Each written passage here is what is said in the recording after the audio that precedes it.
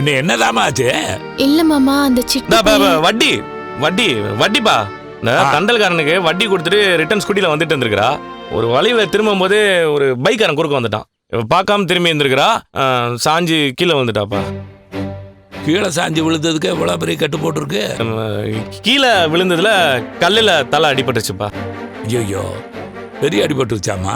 இல்ல மாமா, சின்ன அடிதான். கட்டை பெருசா போட்டு விட்டுருக்காங்க, அவ்வளவுதான். பார்த்து போக கூடாதாமா? எங்கப்பா சொன்னா கேக்குறா?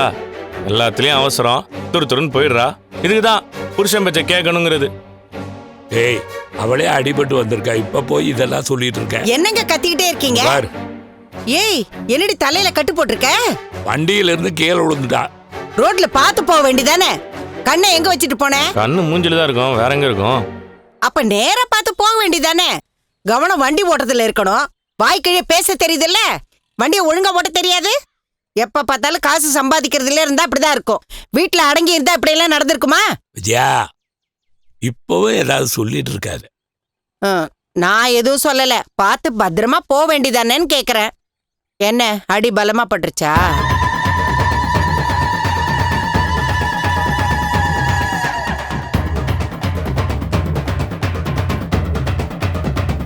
இல்ல அத்தை, 2 நாள்ல ஆறிடும்னு சொல்லிருக்காங்க.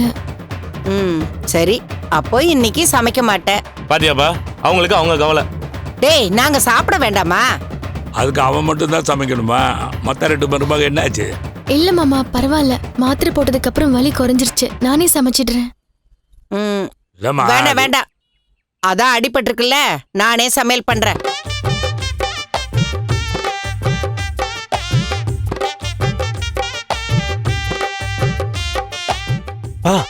அம்மா பாப்பா அது சமைக்கல, சாப்பாடுல என்ன கத்துவாங்க நினைச்சா அவங்களே சமைக்கிட்டு போறாங்க.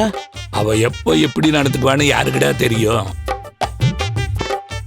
ஏதோ இன்னைக்காவது புரிஞ்சு நடந்துக்கிறாளே, அது வரைக்கும் சந்தோஷம்.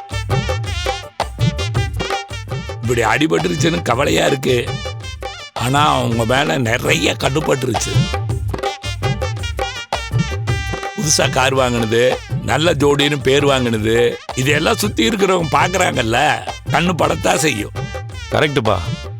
நம்ம வீட்டுல ஓடுகாலி இருக்கான் பாரு, அவனே கண்ணு வைப்பான். அதுவும் 4 கண்ணு இருக்குப்பா அவனுக்கு. ஒரு நாள் எல்லா குடும்பத்தோட கோயிலுக்கு போவோம். அம்மா, நீ போய் ரெஸ்ட் எடுத்துக்க. இல்ல மாமா, நீங்க இந்த நேரத்துல தூங்குவீங்க. நான் கொஞ்ச நேரம் டிவி பார்த்துட்டு இருக்கேன், நீ போய் ரெஸ்ட். அதான் அப்பா சொல்றாருல, போ.